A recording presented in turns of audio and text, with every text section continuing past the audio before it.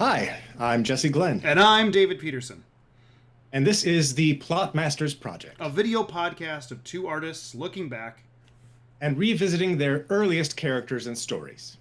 this time, Our Wars.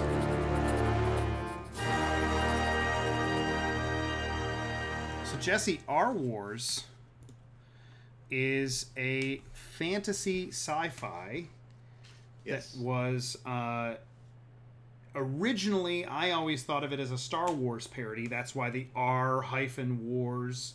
I think even at one time, maybe the R was backwards, like Toys R Us. Possibly.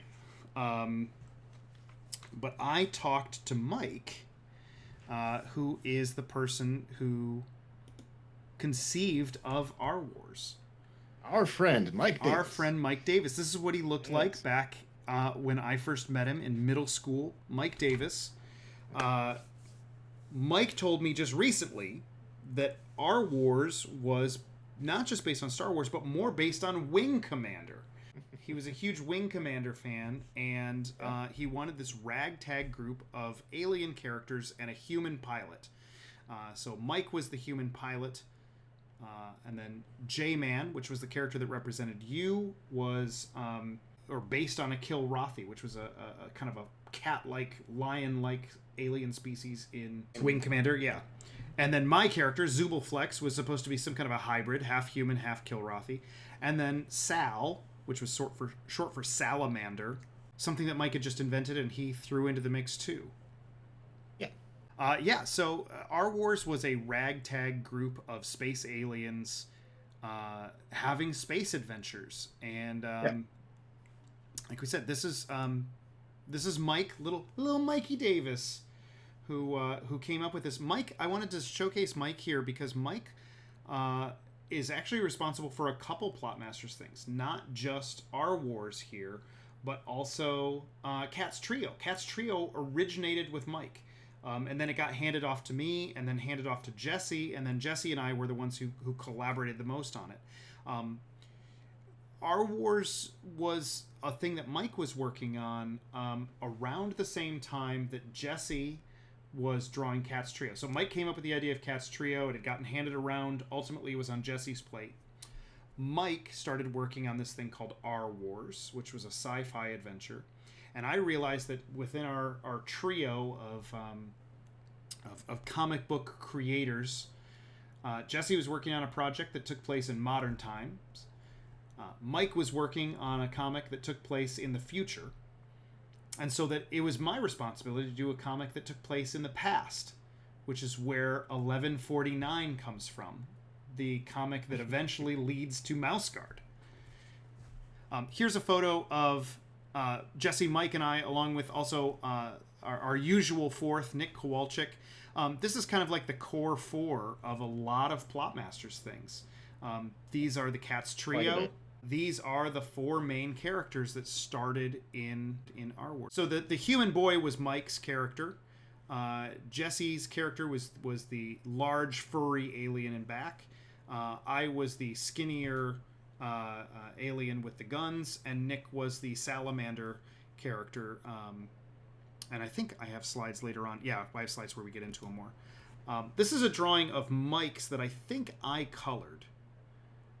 Mike was very much into manga and anime, and this is how Mike saw the Mike character in Our Wars. At one point, Mike was called Mike. At another point, I think he was called Davis. And at a third point, he was called Hero. I'm not sure what the Japanese underneath says there. It could say any of those or none of those. Right. It's a mystery. Let's go to the earliest drawing that either of us have for Our Wars, and it's a Jesse Glenn drawing. Yeah, so this was my first attempt at drawing any of these characters. It's a very incomplete drawing, as you can see. The guy in the back has no arms, but that was not important at the time. But that was my version of J-Man, my character. The one being zapped was Sal, which is the same basic idea as what originally was done. And the weird weaselly looking thing was a completely different take on Zubalflex that I tried. It was the first drawing of Zoobleflex. It was the first. I mean, Mike was kind of talking about these characters, and I think Mike might have drawn J-Man and Sal, but I don't think there was any take on Zubalflex, and so this is the first. This is Mike, or this is Jesse. You know, Mike dictating to Jesse, here's what I have in mind, and Jesse drew this. Jesse and I both love this design. Yeah. I mean, at first, I will say, I remember going, wait, what? I'm a little weasel character? What are you guys trying to say about me? But ultimately, as a character design, we both did like this and would have been fine with using the alien weasel version of Zubalflex. Both Jesse and I tried for years to redraw this character from any other angle, and for whatever reason, there's a magic in this drawing that we were unable to recapture. Yeah. I'm sure it's possible. Sure.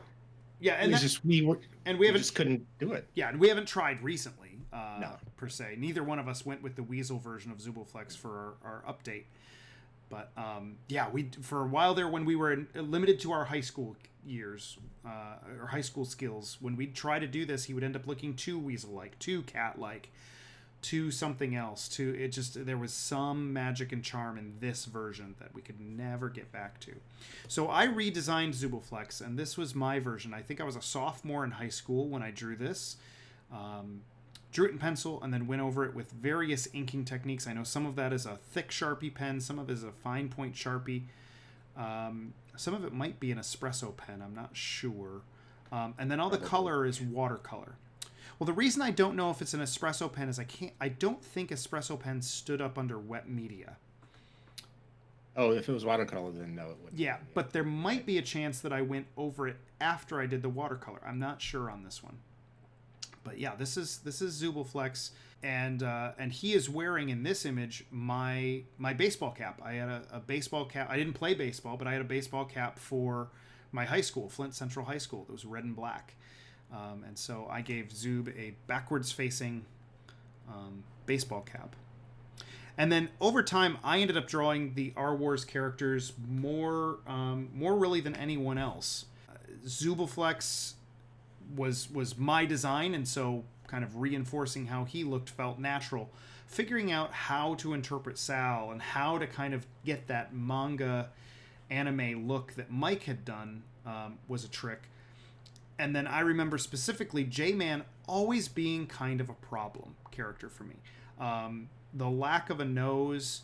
Also, at this time, Jesse and I were both drawing Cat's Trio stuff, and I felt like there was something missing about J-Man's design. He was just a Cat's Trio character with no nose. That was, maybe a little furrier, a little fuzzier, but pretty much just that exact same shape with no nose. So it always felt like a weird, incomplete design where in Jesse's version, he was a character. But as I went on, I remember struggling and trying different costumes and trying different things with him. J-Man was also a little bit of a struggle for me because I think personality-wise, while there were already Jesse characters in things, there was a tiger in 1149, and there was the raccoon in Cat's Trio, and we'd all role-played together and stuff. We knew who Jesse was as a person, and if you're going to put a Jesse character in there, what that means, but it felt at the time at odds with who J-Man was. And so we didn't really know what J-Man represented. Yeah, I think he was always the least solidified character for years. Yeah. And these drawings are old. The ones that I was showing before of the original Zubalflex, that's like 1992 era, maybe 1991 even. This is probably later in the 90s, 94, somewhere like that. These might be just after I graduated high school. I'm seeing some digital color in there, and I don't know if I drew these at a different time than I colored them.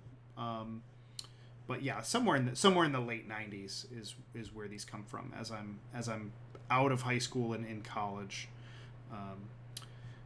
And then there's Zubalflex, and Zubalflex, I ended up liking so much as a character. I removed him from R Wars for a while and paired him up with another character that we'll get to in a little bit. And Zubalflex was this kind of Han Solo-esque, a little wisecracky, just crack shot, lanky ball of fluff.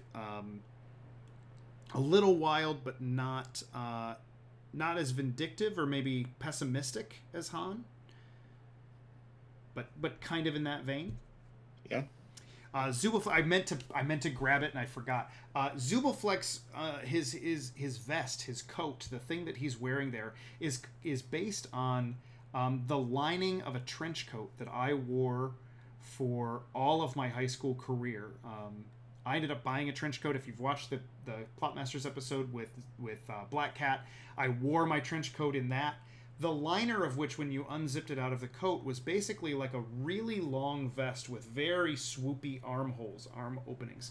And I completely based Zubalflex's vest on that lining.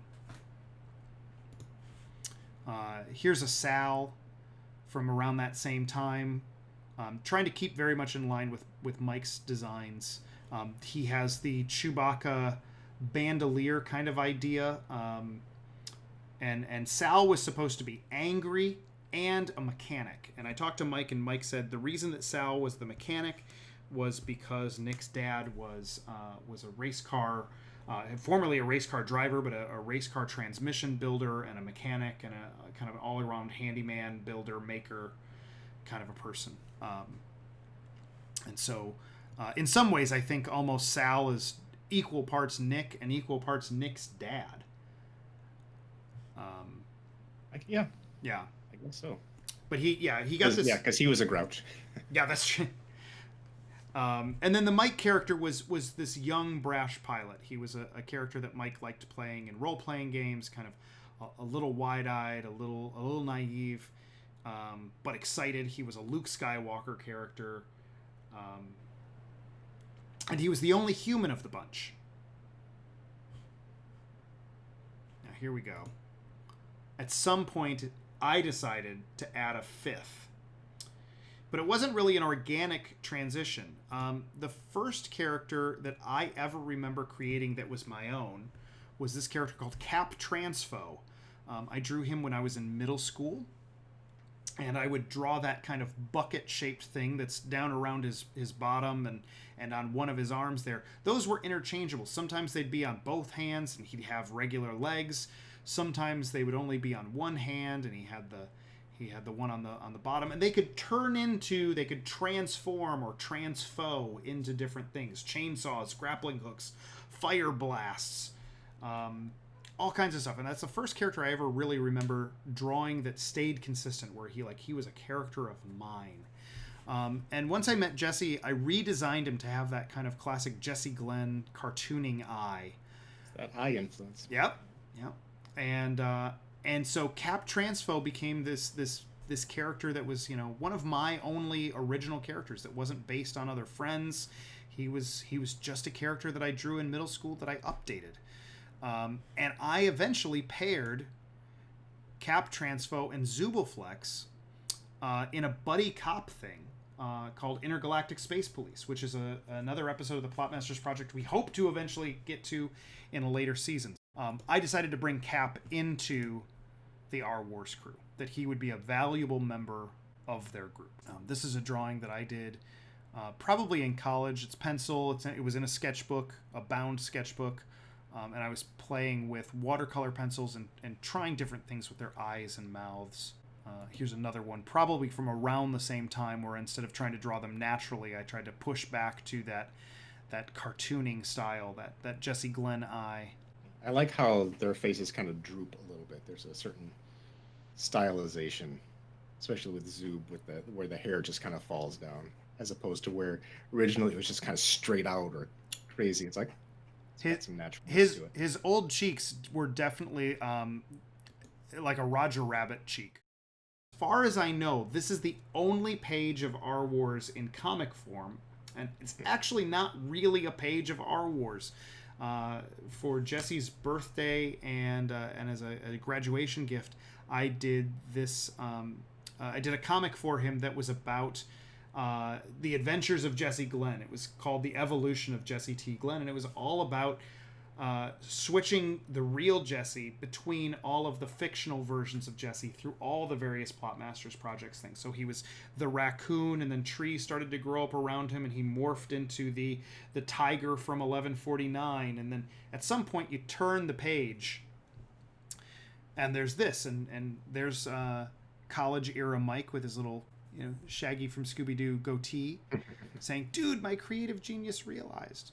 And the first 4 panels are kind of like done as seriously as an R Wars comic, but the rest is about Jesse as J-Man being put in this fish out of water situation, saying, "I'm sick of being all these ridiculous places. I want coffee. I want coffee. I need to have coffee." Now, at the bottom, in the second to last panel, there's a part where there's a whole bunch of different Sals.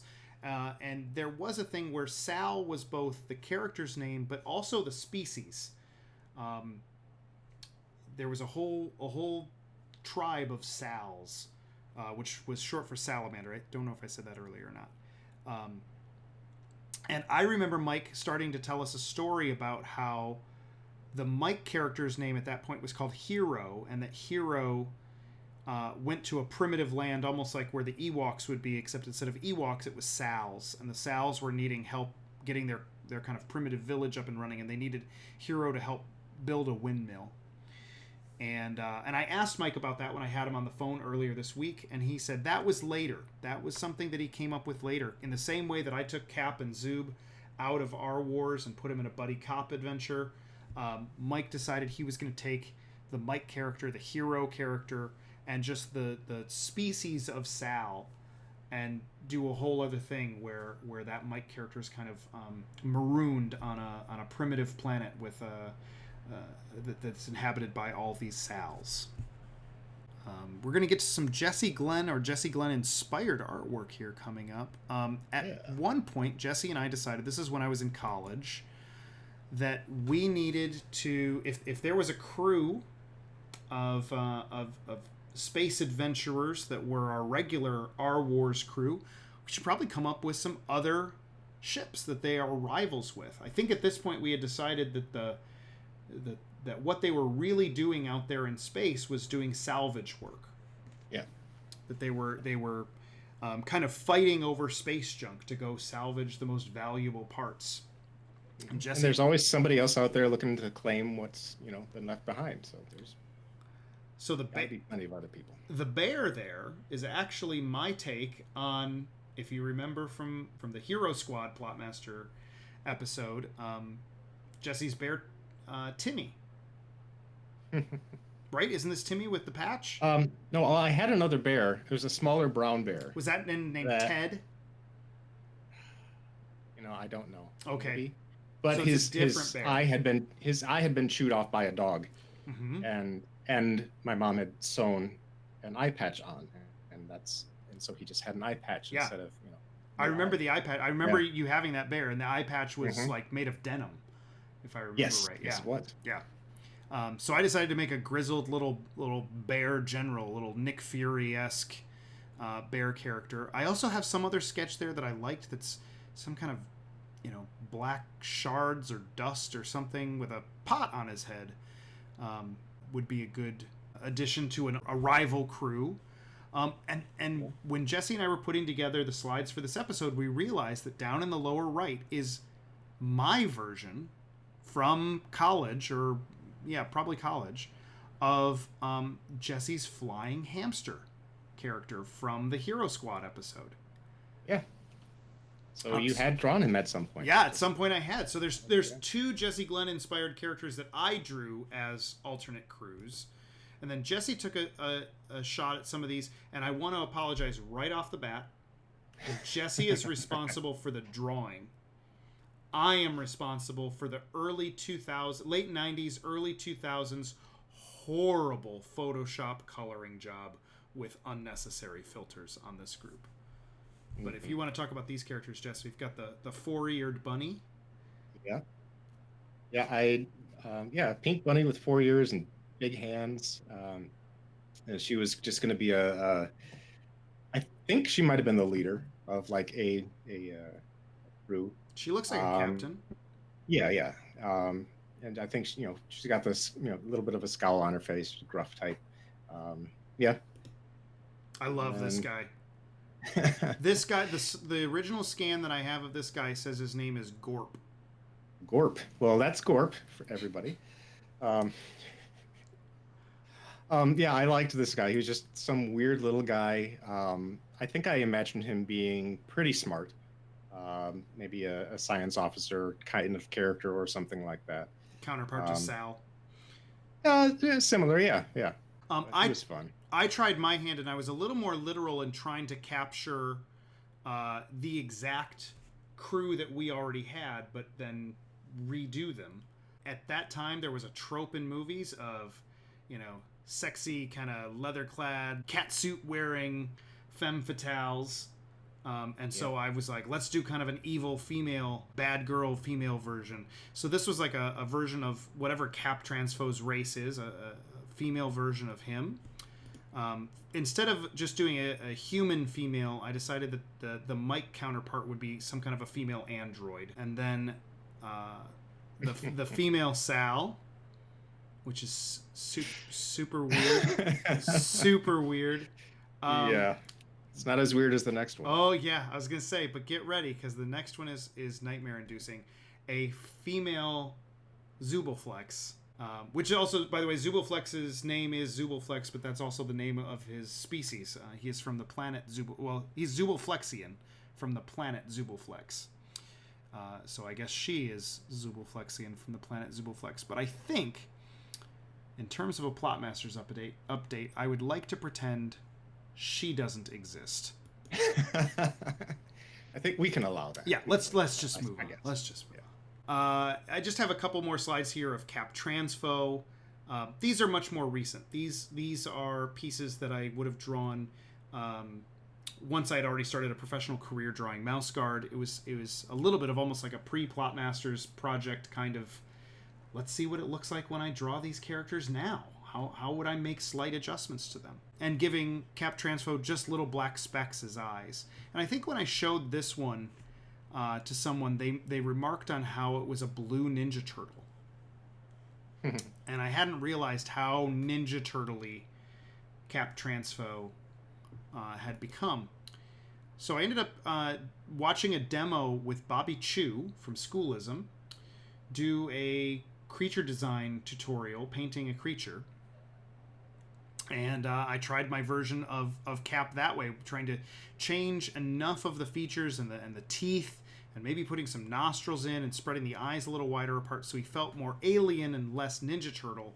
And while this still feels Ninja Turtle, it also feels like Stitch from Lilo and Stitch. And here was another attempt to try to play with those kind of rock teeth and shrink the eyes, but still make it retain enough where you feel like it's Cap Transpho. It's almost like Gollum. Yeah, that's true. The last couple drawings I'm going to show of kind of my journey pre-Plotmasters project with these characters were little loose doodles where I thought, I keep trying to draw these, the origins of the Plotmasters characters are very cartoony. They're comic strip cartoon characters. And as I'm becoming a professional, I'm leaning more into creature designs, more like characters for film or for television or puppets. And it hit me that these would make really great Jim Henson's creature kind of sci-fi designs. Almost like a Farscape, like a lighter-hearted Farscape. So I started doing these kind of designs, kind of figuring out what some of the skull would look like, what more natural eyes would look like, or playing Sal a little bit more with some gills and some kind of undersea coloring. And the last version I did was on just a scrap piece of chipboard, and I kind of quick did a size thing because I was playing with the idea of how would these puppets be operated? What kind of puppets? And that Sal and Cap Transpho could be probably mouth puppets, whereas Zubalflex would be something probably more akin to like the Ninja Turtles, where it's a costume for the most part, except for the head. The head would be all animatronic. J-Man could be much bigger and performed like Big Bird, or like Bear from Bear in the Big Blue House, or like the Gorgs from Fraggle Rock. And that's kind of where I left these characters up until my redesign. Jesse did a little bit of prep before his official redesign too. Yeah, like I think we saw in the last episode with Psycho Mantis, it had been a while, so I figured I'm just going to draw the characters, you know, as they were, as I remember them, instead of trying to change things first, just to, you know, get that feel. And I really liked this piece because I just thought it was fun because it captured some of the essence of the characters a bit. I really wanted to just use this as my final piece, but Dave wouldn't let me. Um,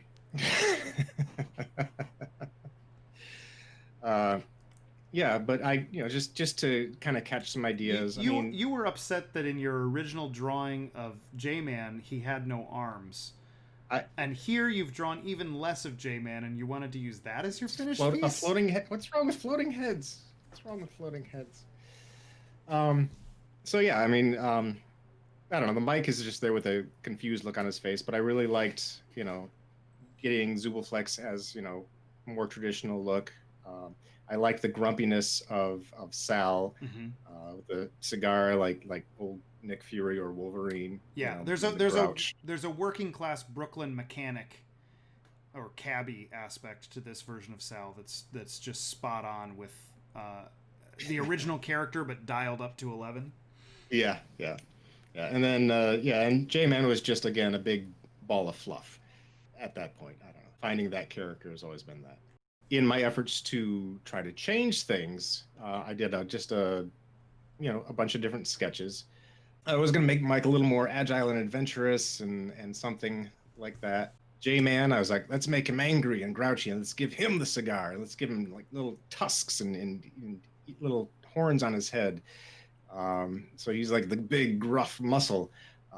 Ultimately, I came up with something a little different for him because as fun as that drawing was to do, it wasn't him. Actually, a fun thing about that. In some ways, there is no him yet. Like we're still right. Yeah. The thing about that picture, though, is it's drawn on layers on the computer, and if you actually take off the layer that's like the hair over his eyes, it disappears, and he's got these big, overly cute eyes under there. I don't know why. That's hilarious. Yeah. Yeah, and then for Sal, I tried a couple different things. I don't know, maybe he's weird and lumpy and green, and like, so he was a space pickle. Or then it's like, no, he needs to be his purplish pinkish color. He needs to be not as grumpy. So now maybe he's just this weird, cute pink bubble thing. Yeah. And I really liked that one too. He's a balloon animal. Yeah.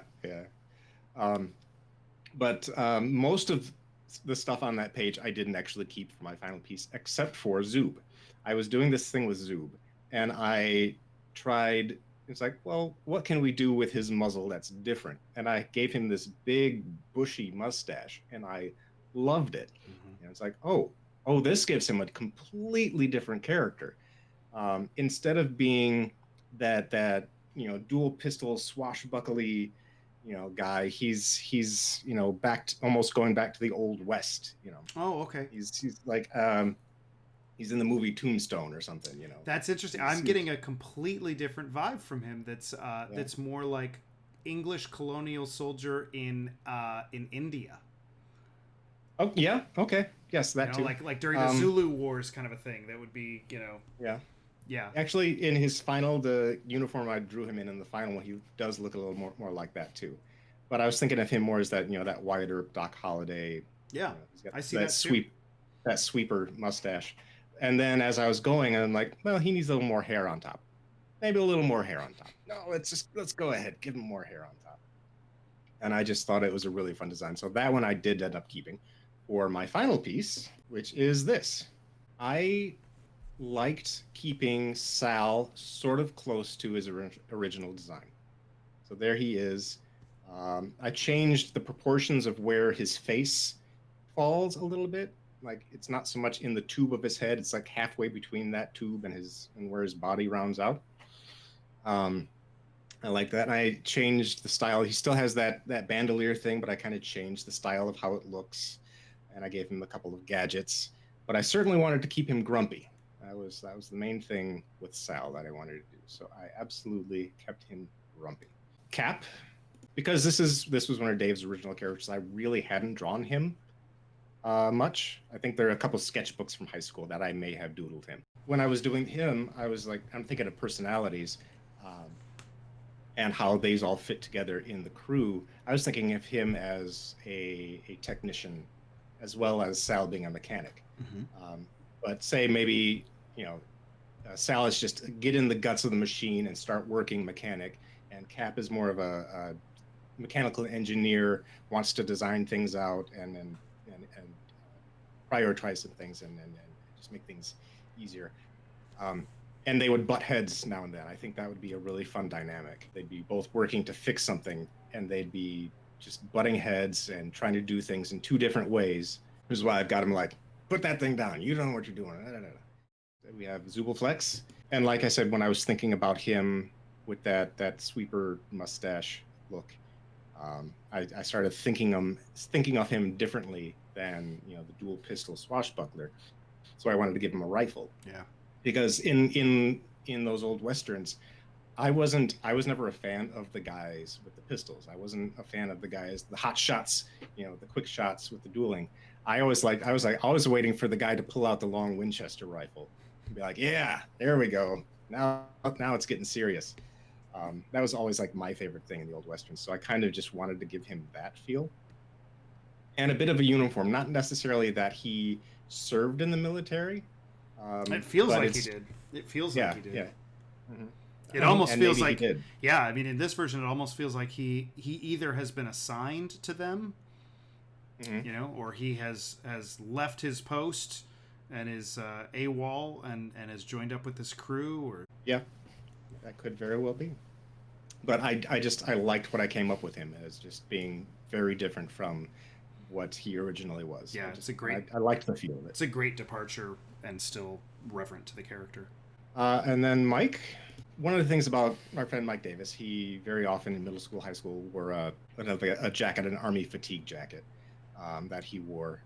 And when I originally did this, I had it colored more olive drab, and I decided I didn't want to go that literal with representing him, so I changed it up a little bit, give it a slightly different shade of green, but I wanted to keep that feel about him. But I also gave him, he's the guy who's more prepared to do stuff. It's like he has the pack on his back. He's got this long torch type object. It's like he's ready to do some work, whereas everyone else is like, whether Sal and Cap are arguing about stuff, Zoob is on Overwatch somewhere making sure no one's coming after them. Mike is the guy that's like has to do all the work because everyone else is doing something else. It's like he's got to carry the pack, he's got to get the cutting torch, everyone just makes him do the labor. I always thought of him as the low man on the totem pole in terms of the crew. That he was the youngest, or at least the newest recruit. Yeah. So and he wants to be maybe more of a space adventurer. Who knows? But he's like maybe doesn't always get the chance. So I just kind of have him there, just standing there, kind of almost a little sullen, but not really. And then J-Man, I had a lot of fun with, because as I was drawing him, I was like, well, let's keep the tusk thing. I think I kind of like that, and he's also big and furry. That's cool. But I didn't want him to be angry like I did in that earlier concept. And I was like, no, he needs to be happy and light. And as I was going and adding costume elements and ideas, he turned into the dude. He looks like both the dude and Walter, though. Yeah. With the glasses. He's wearing Walter's glasses. Yeah. I suppose he is. It's John Goodman as the dude. Yeah. I mean, I wanted to give him some cool shades, but I wanted something a little more space age looking.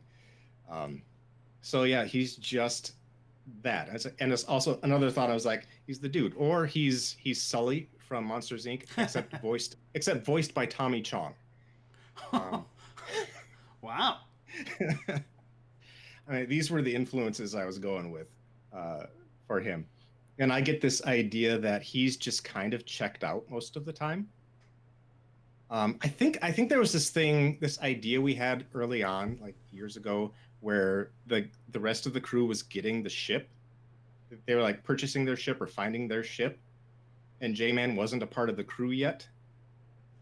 He just came with the ship. It's like he had a room.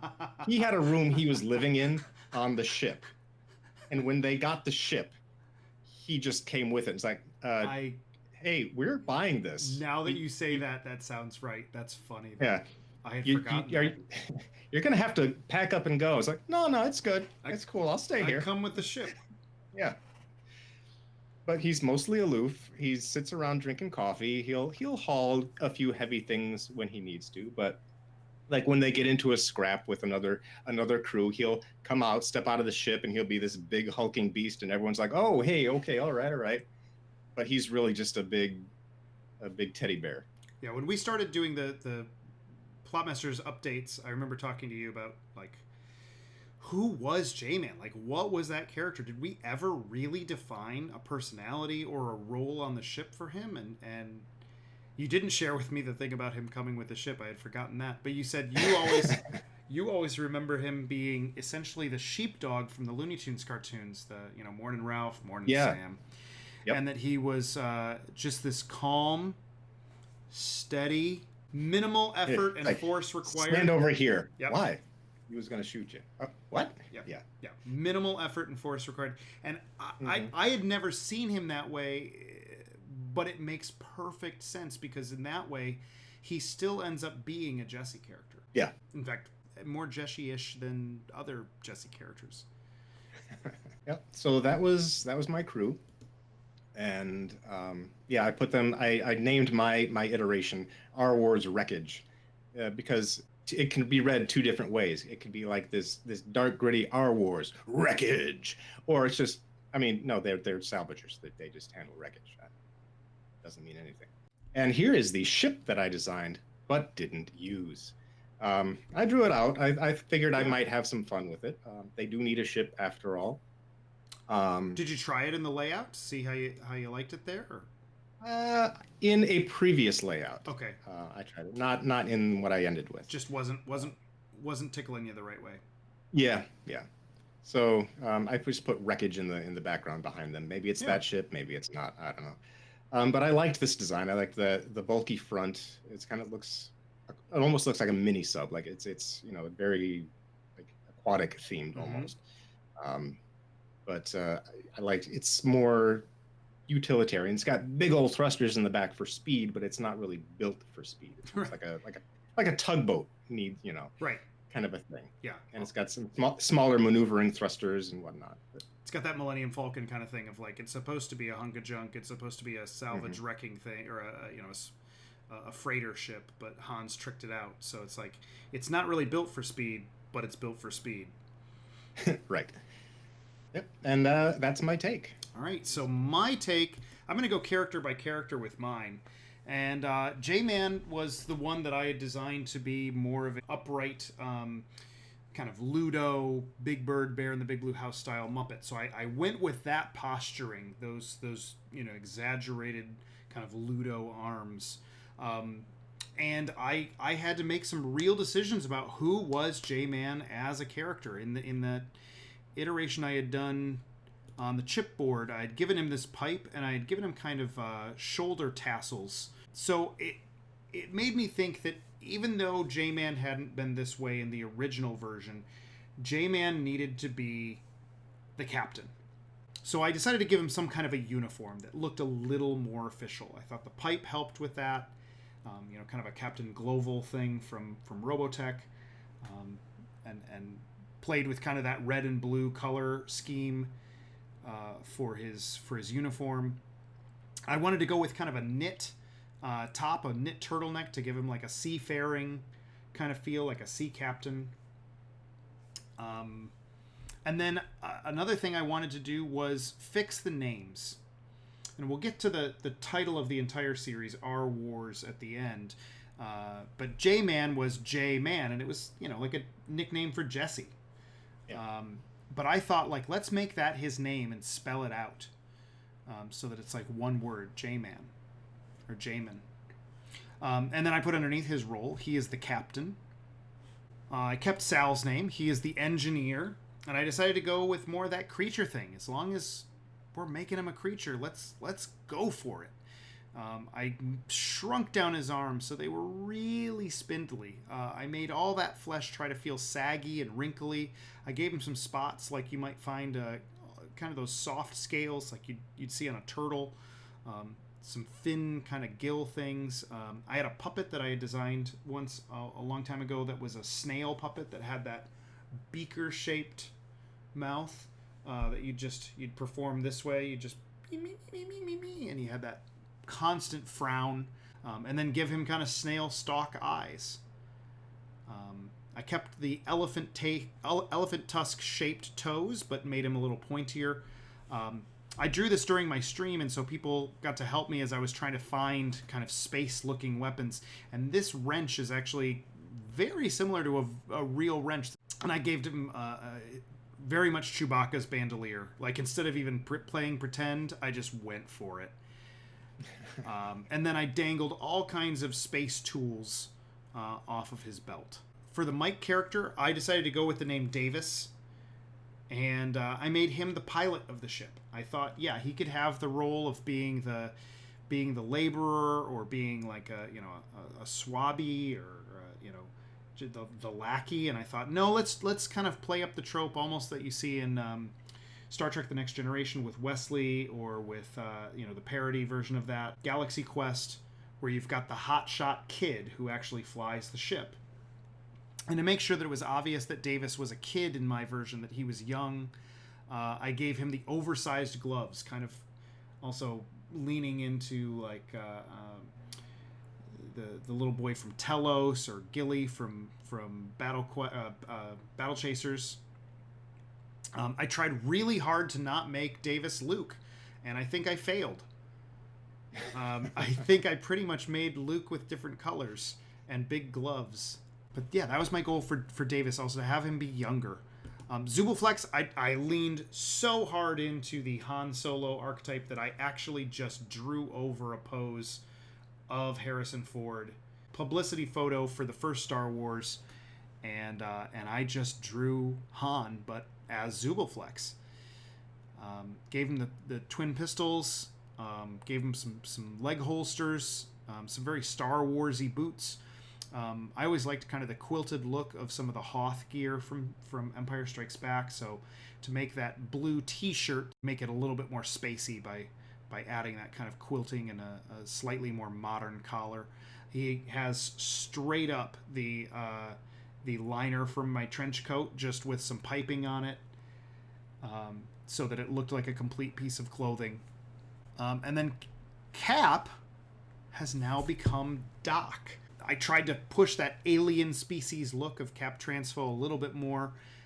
Decided to give his one bucket hand and just turn it into some kind of a augmented cyber arm. I still feel that his hand is inside of there, manipulating some buttons and controls, so that he has a one strong arm that also has some digital readouts and tech in it. And I struggled, like Jesse, for what is Cap's role here, because Cap wasn't originally part of this.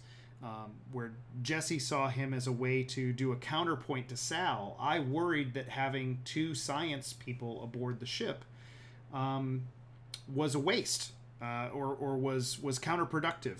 I see Jesse's version with having it then be a personality conflict being interesting, but I thought it might be fun to play with making sure that there was enough range of roles on the ship that every character plays a very important one, so that no one crew member can be lost without it becoming a problem.